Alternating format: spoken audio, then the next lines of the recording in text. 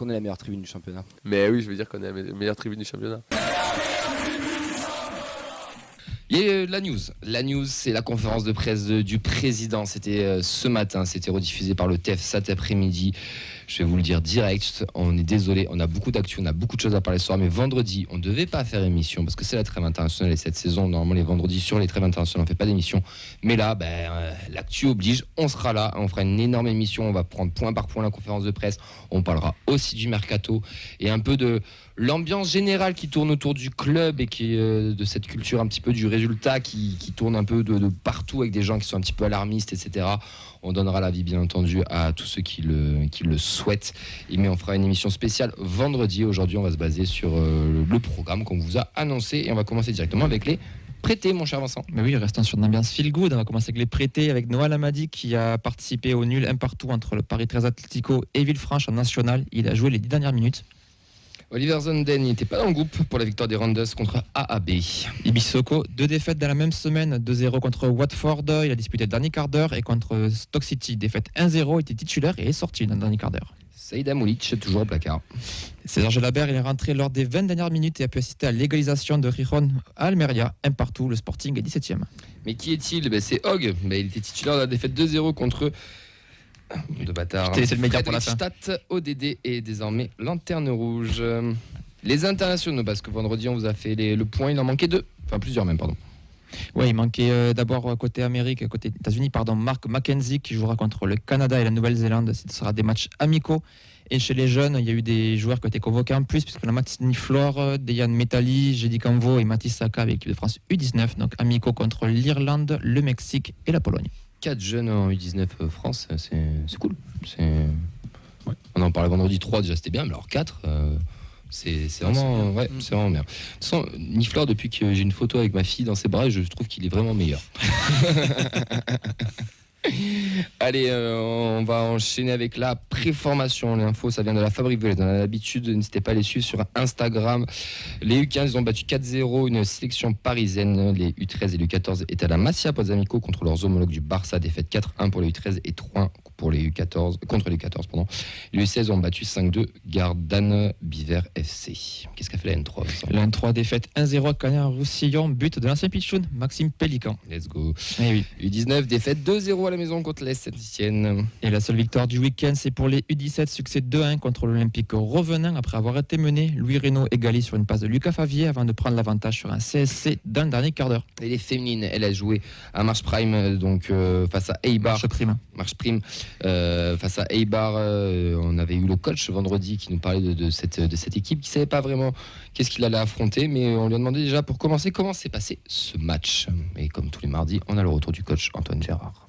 On a gagné 2-1 du coup contre Eibar. C'était un match assez ouvert parce que pour le coup les Espagnols ça joue beaucoup. Elles voulaient aussi avoir le ballon, être plutôt protagonistes de la partie, essayer de nous dominer aussi. Et je trouve que dans ce contexte, avec une équipe très offensive en face de nous, on a été plutôt bien, voire très bien. On a fait une première mi-temps plutôt qualitative dans le contenu. On a récupéré beaucoup de ballons très haut. On s'est créé encore une fois beaucoup d'occasions. Alors j'ai coupé parce que justement il y a d'autres trucs après, mais parce qu'il m'a répondu sur plusieurs questions à la fois. Mais c'était quelles sont les difficultés rencontrées pendant cette prépa et surtout pendant le match? 2 difficultés en réalité là sur les matchs de prépa, c'est que on n'arrive pas à concrétiser nos temps forts sur certains matchs, parce que contre Montauban, contre Rodez, c'était plutôt positif, mais voilà, sur Marseille et sur Eibar, pour le coup, c'est 2 matchs où on a un petit peu peiné à concrétiser nos occasions, et puis du coup, nous par contre, on donne des buts. On a encore fait une erreur un peu grossière ce week-end qui donne l'ouverture du score à Eibar. Et voilà, on a gardé la maîtrise globalement du match jusqu'au bout, puis on marque 2 buts dans les 20 dernières minutes. Je trouve logique par rapport à la domination qu'il y a eu sur le match. On lui a ensuite demandé qu'est-ce que ça changeait d'affronter une équipe espagnole et quelle était les prochaines échéances. C'était très bien de se confronter aussi à une culture footballistique différente de ce qu'on a l'habitude de voir ici en France. On va terminer sur une opposition typique de notre championnat avec Nice qui joue donc en seconde ligue comme nous le dimanche prochain à 15h à Émargues à côté de Nîmes.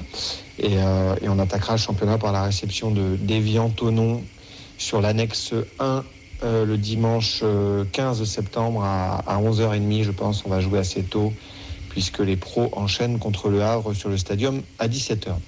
Et ça, c'est une info, encore une fois, de la part du coach, puisque on ne savait pas s'il pouvait jouer ou pas à domicile. Normalement, il devrait jouer plutôt pour laisser le match ensuite de Ligue 1 se dérouler. Nico, est-ce que tu suis un peu la section féminine ou juste de loin ou pas du tout?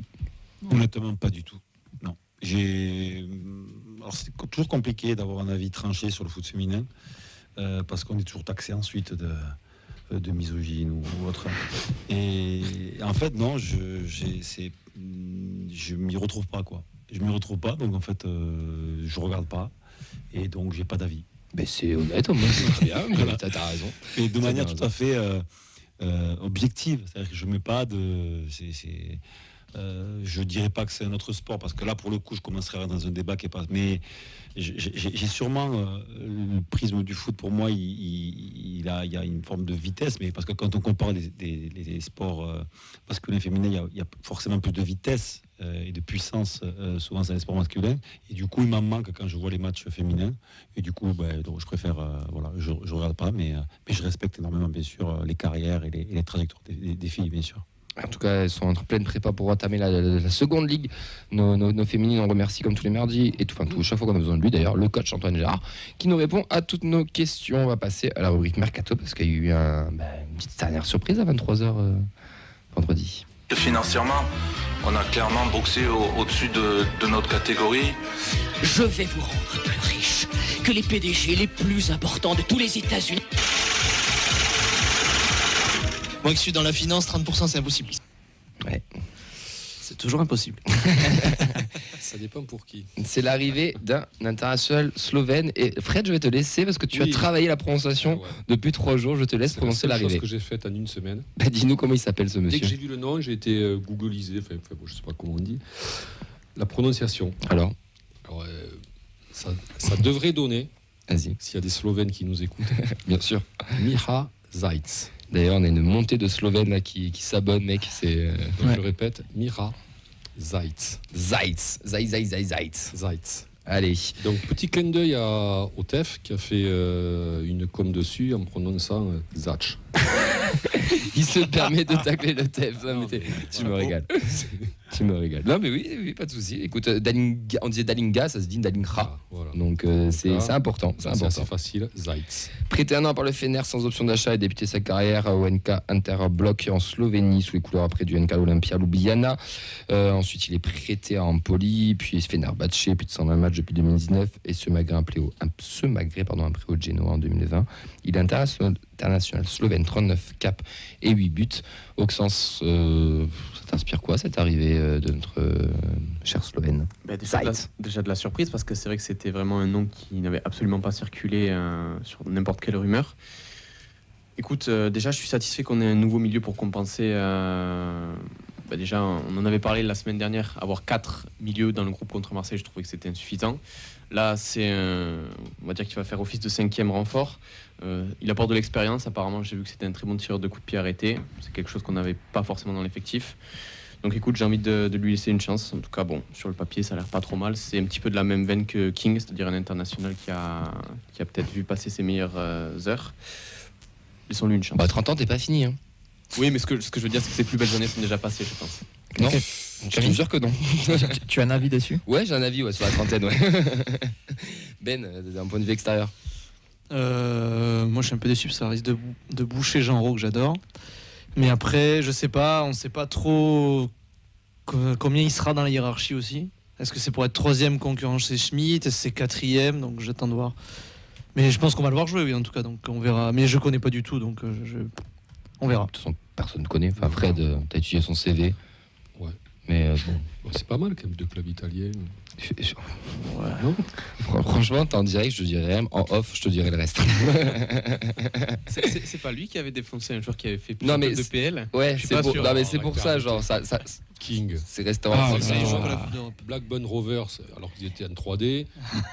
Qui avait la PL. C'est vrai qu'Empoli, c'est au-dessus de Bournemouth. Non, mais Empoli, c'est l'Italie, quoi. Je te défoncerai en off. Il est au courant que Fred, que la Tchécoslovaquie, la RFA, la RDA, ça n'existe plus, parce qu'il est resté sur le Catenaccio, tout ça. Ça aussi, parce que moi j'ai connu la Yougoslavie. Voilà, on y est. Et c'était je vais le dire, des putains de joueurs. C'est vrai. Mais je pense que ça. Mais il y en a encore des putains de joueurs dans les anciens pays de la Yougoslavie. Non, mais je pense que c'est des bons joueurs. Ouais. Après avoir, hein, comme il l'a dit Ben, on sait pas. Je pense qu'il arrive pour être 3. Moi, je me dirais Pour être 3-4. Ça, parce que nous, ce qu'on disait, 4 milieux, mais tu avais quand même 2 jeunes qui ont signé pro, donc s'ils devaient potentiellement aussi être par là, donc tu bouches encore un peu l'arrivée. On en parlait tout à l'heure un petit peu en off aussi, mais bon, à voir ce que ça a donné. En tout cas, il y a un revirement aussi de situation dans ce mercato avec 3 joueurs trentenaires qui sont arrivés. Et à la trentaine, on est encore dans la fleur de l'âge, mon cher Oxens. Il n'a pas fait l'Euro, on est d'accord. Je ne sais pas. Il me semble, j'ai pas l'impression de ce que je vois. crois pas, je vais aller voir, mais je crois pas. J'ai regardé, il a pas l'air mal.